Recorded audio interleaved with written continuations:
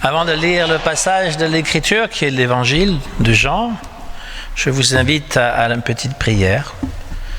On appelle ça la prière d'illumination, parce qu'on veut que Dieu illumine. Oui, Seigneur, ta parole est pour nous un ferment du royaume et un germe d'espérance. Et donc nous voulons recevoir ton esprit pour qu'il illumine le nôtre et pour que cette parole nous fasse porter les fruits que tu attends. Nous te le demandons par Jésus-Christ notre Seigneur. Amen. Nous lisons l'évangile de Jean au chapitre 20, 19 à 29.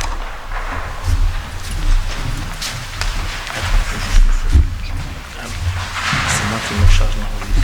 D'accord.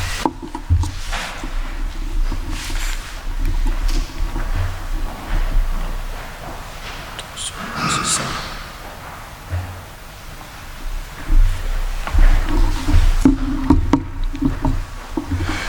Donc nous lirons donc dans le Nouveau Testament, je répète pour ceux et celles qui veulent suivre la Bible, dans le livre de Jean, chapitre 20, des versets 19 à 29. Jésus se montre à ses disciples. Le soir de ce même dimanche, les disciples sont réunis dans une maison. Ils ont fermé les portes à clé parce qu'ils ont peur des chefs juifs. Jésus vient et se tient au milieu d'eux.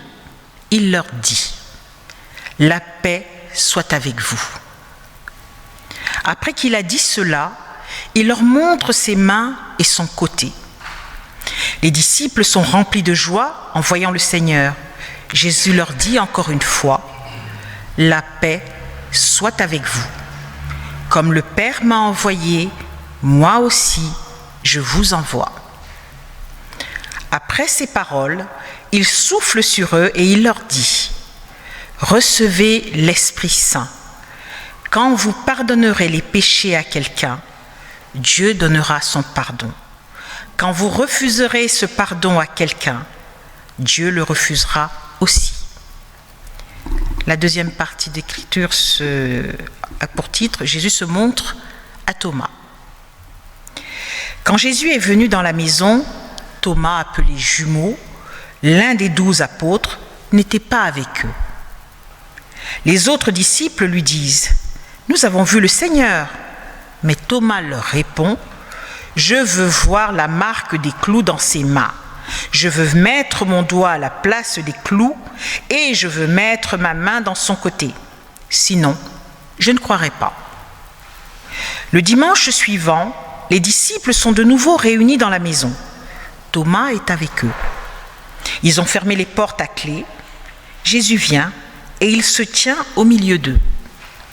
Il leur dit : « La paix soit avec vous. » Ensuite, il dit à Thomas : « Avance ton doigt ici et regarde mes mains. Avance ta main et mets-la dans mon côté.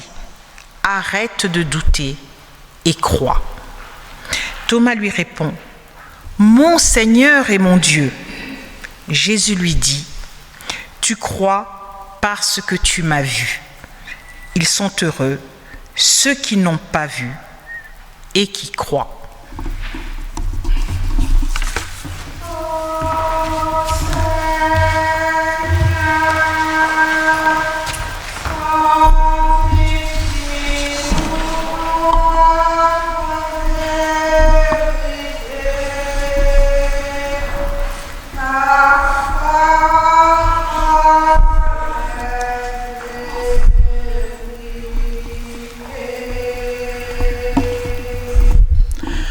Ô Seigneur, sanctifie-nous par ta vérité. Ta parole est vérité. Alors Agnès nous a lu ce texte, qui est le texte du jour, l'évangile du jour, et quand elle le lit toujours très bien.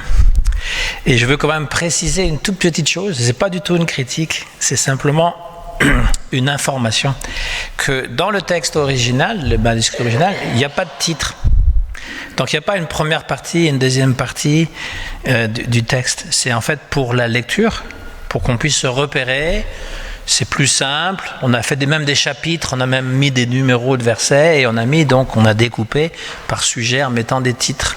Mais c'est pas nécessaire de les lire, voilà. Mais c'est juste une information. Le prend pas mal surtout. La joie chrétienne, donc là c'est le vif du sujet, la joie chrétienne, Pâques, c'est justement la tristesse des passés. On a la semaine sainte, on a le vendredi saint qui est donc l'annonce de Jésus en croix, c'est triste. Et le dimanche de Pâques, eh bien c'est la résurrection, et comme je l'ai dit tout à l'heure, cette résurrection, ce Pâques, elle a lieu aussi pour tous les chrétiens orthodoxes aujourd'hui, c'est la date de Pâques. Il y a ce décalage à cause des calendriers différents. Et donc, c'est ce que nous devons vivre aussi dans notre vie, c'est-à-dire que l'un des symptômes de la foi, c'est la joie. Mais ce n'est pas une conquête qui est immédiate, ni même simple à obtenir. C'est pas si facile que ça d'être joyeux, de dire, voilà, moi je suis joyeux parce que Christ est ressuscité. Peut-être que l'annonce de Pâques, évidemment, le jour même, c'est ce qui nous rend joyeux. Mais dans tous les jours, dans les jours quotidiens, est-ce qu'on est capable ? Non, pas toujours. La peur, la douleur, notre propre faiblesse, les événements de la vie, les événements dans le monde peuvent parfois obstruer et même empêcher cette conversion à la joie. C'est une conversion. On se convertit à la joie. Mais il y a des choses qui font obstacle. Récemment, quelqu'un me disait, pour moi la joie, c'est la conscience d'être aimé par Dieu, par le Seigneur. Et effectivement, les apparitions du ressuscité, nous montrent que cette joie chrétienne est plus qu'un choix, qu'une émotion, plus une adhésion qu'un sentiment. On le voit, Jésus apparaît à ses disciples. Par 2 reprises, il va annoncer la paix soit avec vous. Et la 3e fois, quand il revient la semaine prochaine, la même chose, la paix soit avec vous. Et cette paix, c'est une paix que nous devons vivre. Lorsqu'on se salue, dans la langue arabe, on dit salam alaikum. En hébreu, c'est shalom, shalom aleichem. On se souhaite la paix. Même la ville Jérusalem, ça veut dire la ville de la paix, Yerushalayim. Donc, mais on sait que cette paix, elle doit se faire. Nous, on dit toutes sortes de choses, bonjour, comment ça va, etc. Mais en tant que chrétien, lorsqu'on se salue, on dit la paix du Christ. C'est une façon de le faire. C'est cette souhait qu'on veut que cette paix vienne dans le cœur des êtres humains. Et Jésus l'a dit, la paix que j'apporte n'est pas la paix du monde. La paix, je veux dire, vous connaissez l'adage un peu, toujours un peu mâchouillé. Si vous voulez la paix, faites la guerre. C'est pas du tout l'adage du Christ, ça. Il n'y a pas de guerre pour faire la paix. Il y a une paix malgré les événements troublants qui se passent dans le monde. Parce que si tout ça nous fait tourner la tête ou nous empêche finalement de vivre ce que Jésus veut qu'on vive, on n'est pas du tout dans son esprit, on est dans l'esprit du monde.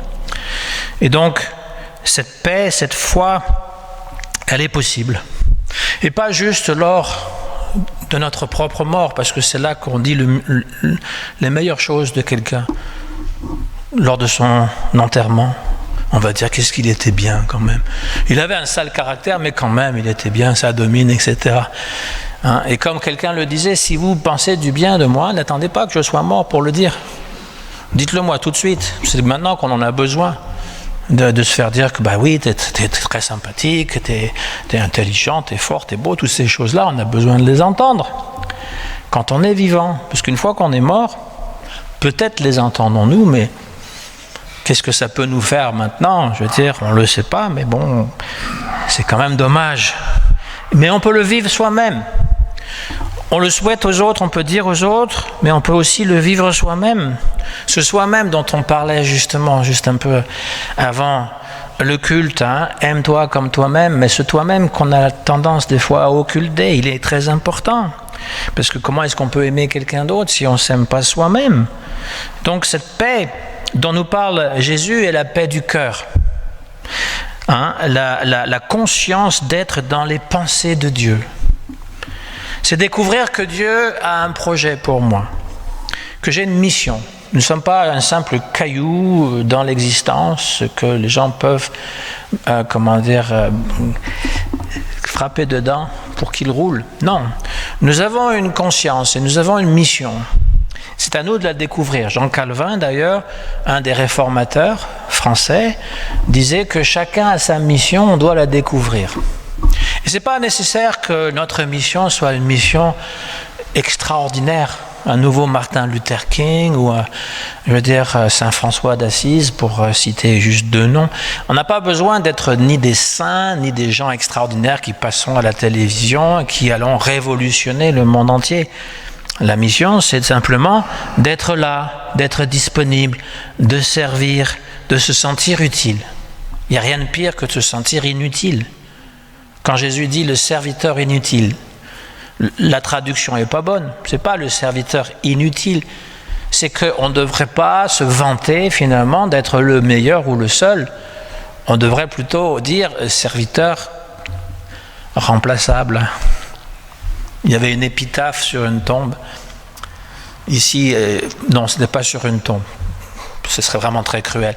Mais plutôt une réflexion sur les gens qui sont enterrés. Ici, gît des gens qui se croyaient irremplaçables. Mais tout le monde peut être remplacé. Vous me direz, c'est pas plus sympathique. Mais c'est simplement pour dire que nous ne sommes pas uniques, mais nous avons un projet unique. C'est-à-dire que servir, pour nous, c'est important, mais évidemment que nous ne sommes pas les seuls, les meilleurs, les ceci, les cela. Nous jouons notre rôle avec humilité.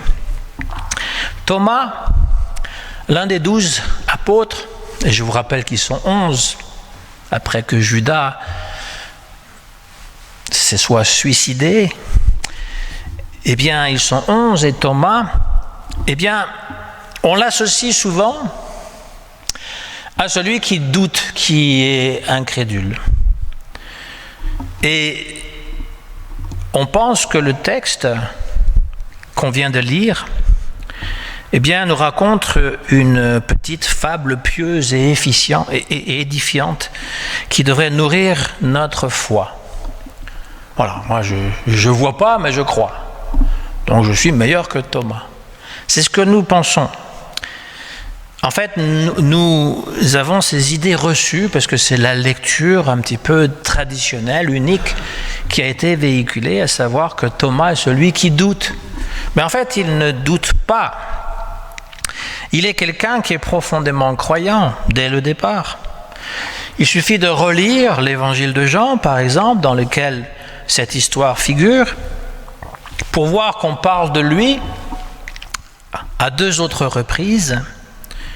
Et on nous dit par exemple, quand Jésus décide de monter à Jérusalem, il sait qu'il encourt un risque réel parce que les chefs religieux veulent le faire périr.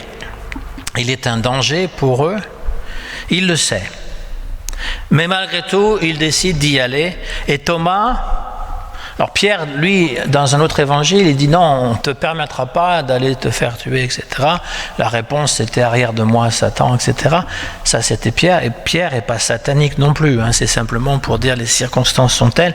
C'est ce qu'il avait répondu. Mais Thomas, lui, dans cette circonstance, dans Jean, je parle, dans l'évangile de Jean, lorsque Jésus dit qu'il montera à Jérusalem, qu'il va souffrir, Thomas dit allons-y nous aussi pour mourir avec lui.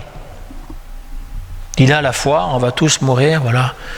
C'est pas le truc martyr à Allahu Akbar, on va tous mourir avec tout le monde. C'est pas ça, c'est plutôt, eh bien, j'ai confiance, on y va. Voilà.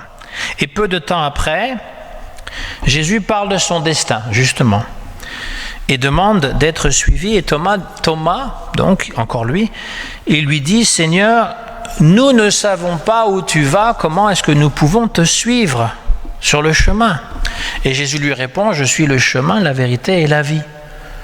une des citations clés, n'est-ce pas, qui résume un petit peu notre adhésion à Jésus. Je suis le chemin, la vérité et la vie. C'est-à-dire que si nous sommes sur ce chemin et que nous savons que c'est la vérité et la vie, nous sommes en sécurité. Donc Jésus lui donne cette réponse. Puis, Jésus est arrêté et jugé vraiment avec il n'y a pas de justice, hein, c'est vraiment, il y a pas, c'est un simulacre de procès et il est immédiatement mis à mort. Et on peut se mettre à la place des disciples, hein. Pour nous c'est comme si toute l'histoire sur laquelle on avait bâti nos espérances s'écroule d'un seul coup. Donc les disciples sont hébétés, perdus et ils ont fui. Pierre même a renié le Christ 3 fois. Et là, ils sont enfermés chez eux. Vous remarquez, dans les 2 instances, quand Jésus se manifeste, ils sont enfermés à clé par peur des Juifs, par peur des représailles, parce qu'ils ont peur pour leur vie. Jésus passe à travers les murs, il n'ouvre pas la porte, etc. Il part, il disparaît. Bon, ça c'est une autre histoire. Mais toujours est-il qu'ils ont peur. Ils savent qu'ils n'ont pas été capables de faire le moindre petit geste pour aider Jésus lorsqu'il s'est fait arrêter, pour être avec lui, pour le soutenir. Et donc, tout ce qu'il leur reste, c'est la peur, la souffrance, le désespoir. Thomas est incrédule. On devrait plutôt dire qu'il est naïf. C'est un naïf enthousiaste. Quand il a dit « Allons-y à Jérusalem pour mourir tous ensemble », hein, c'est cet enthousiasme qui le portait. Et maintenant, il est en proie à une grande déception. Il est parti, le maître est parti, on n'a pas pu l'accompagner, on a tous eu peur, on a fui comme des lapins. Eh oui. Et là, il est face à ses frères qui lui disent tout joyeux que Jésus est vivant.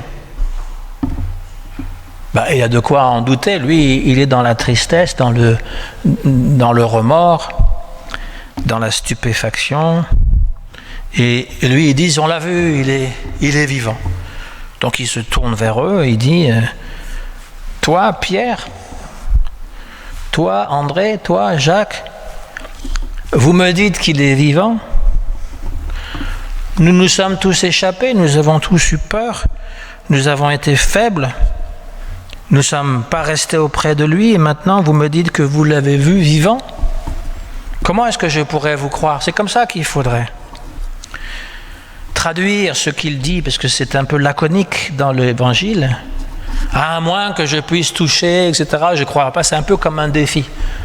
Montre-le-moi, sinon j'y crois pas. Mais plutôt, mais ça semble incroyable ce que vous me dites. Vous-même, vous avez eu peur, vous êtes parti. Et il faut penser que la première fois que Jésus apparaît, il n'était pas là. C'est pour ça qu'il pose cette question. Et donc, il exprime ce que beaucoup de chrétiens, dans leur vie, peuvent exprimer. On ne peut pas lui donner tort. Hein? Je rencontre souvent des chrétiens comme Thomas qui sont blessés, qui vivent des épreuves. Et devant le témoignage enthousiaste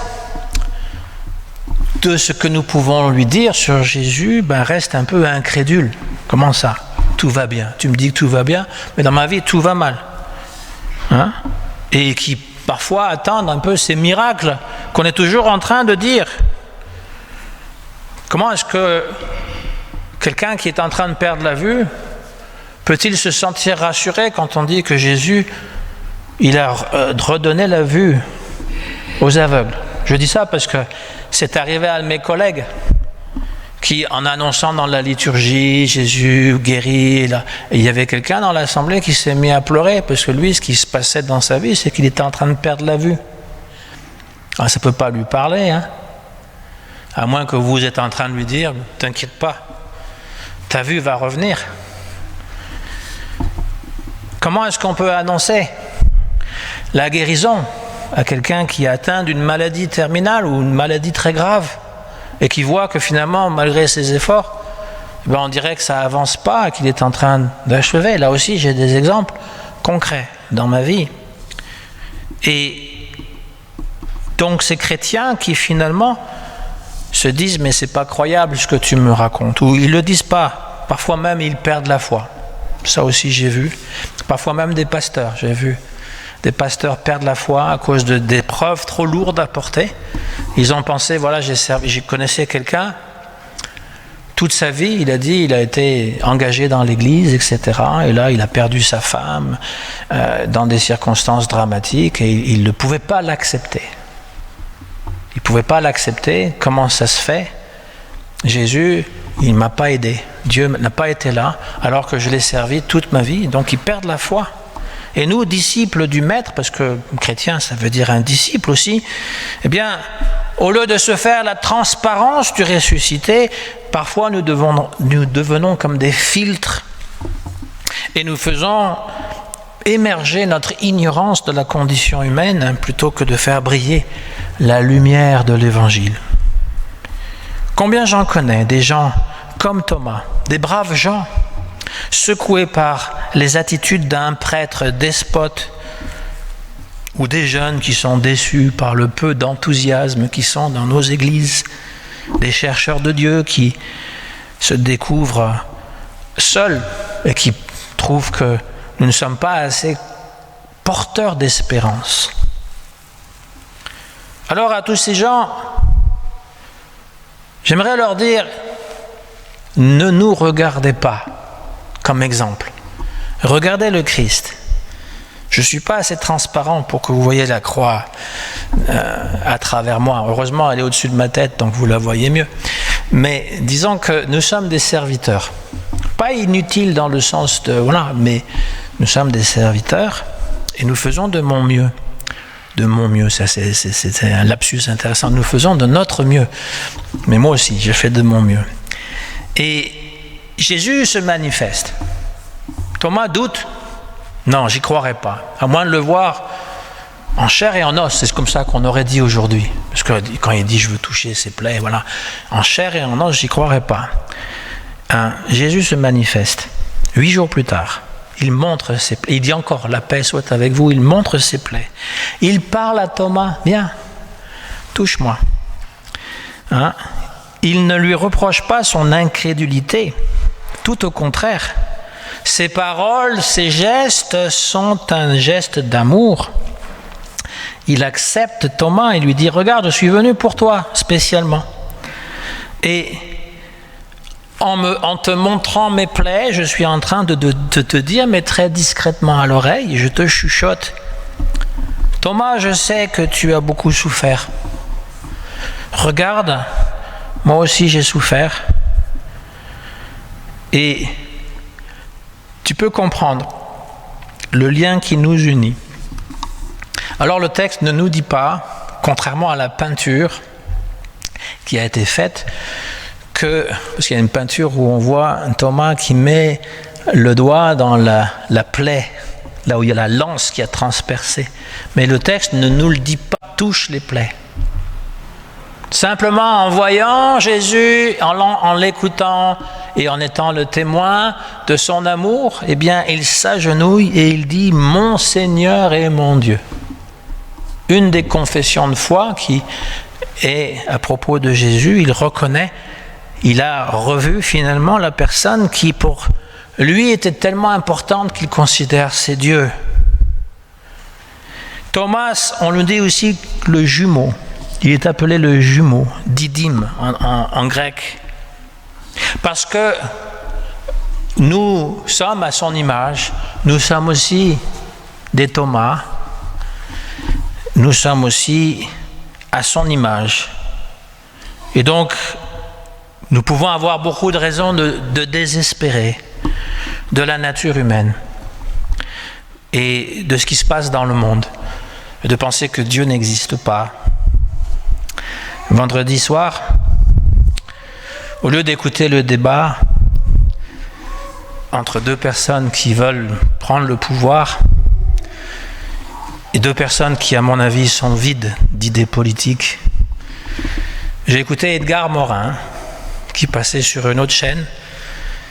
Edgar Morin qui a 99 ans, qui va avoir 100 ans bientôt, qui est très lucide, qui est capable de parler, qui expliquait, à travers tous ses livres et à travers l'entrevue, que la nature humaine, elle est complexe.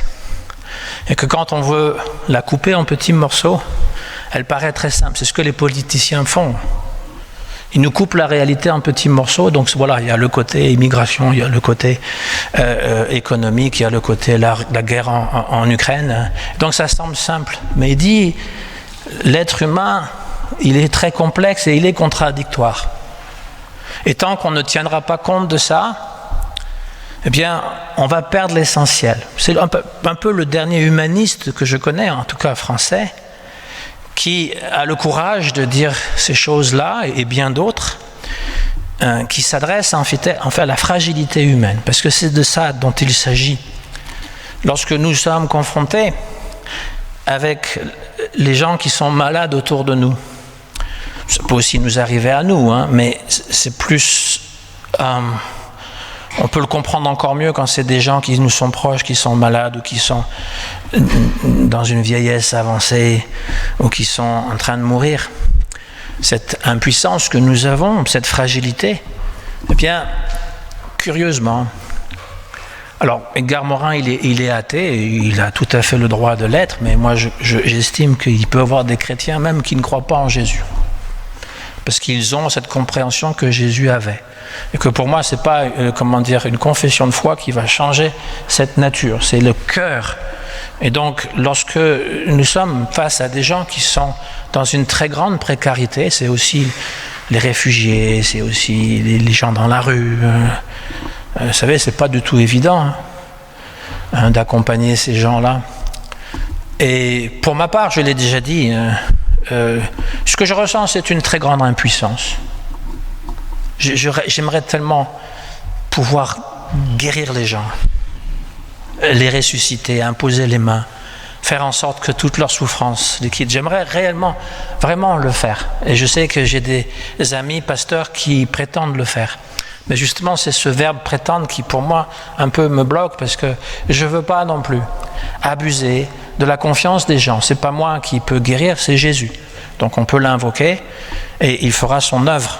Et c'est important de le savoir. Et donc ce que je ressens très souvent, pratiquement tout le temps, c'est une très grande impuissance. Et vous savez quoi ? C'est dans cette impuissance que Jésus est présent. Je l'ai toujours ressenti, et la personne qui est en face de moi aussi, c'est dans cette très grande impuissance, je ne sais pas quoi dire, je ne sais pas quoi faire, que Jésus est réellement présent. Il est présent dans cette absolue discrétion et dans la petitesse de l'être humain qui est finalement ce qu'il a de plus précieux. Ce que nous avons de plus précieux, ce ne sont pas nos diplômes universitaires, nos accomplissements, même nos enfants, notre famille. Ce n'est pas ça ce que nous avons de plus précieux. Ce que nous avons de plus précieux, c'est cette humanité fragile. André Malraux, au siècle dernier, disait « La vie ne vaut rien, mais rien ne vaut la vie. » La vie est tellement précieuse, mais elle est tellement fragile. Elle repose sur presque rien. Et cette fragilité, c'est ce qui fait l'être humain. C'est d'ailleurs pour ça que nous aimons nos enfants aussi. Ils sont dépendants de nous. Et donc nous avons ce sentiment que nous sommes réellement des êtres humains. C'est ce que Jésus veut nous apprendre. En disant à 3 reprises, « La paix soit avec vous ». C'est ça que nous pouvons nous souhaiter. Cette paix du Christ. Que la paix du Christ soit avec vous tous. Amen.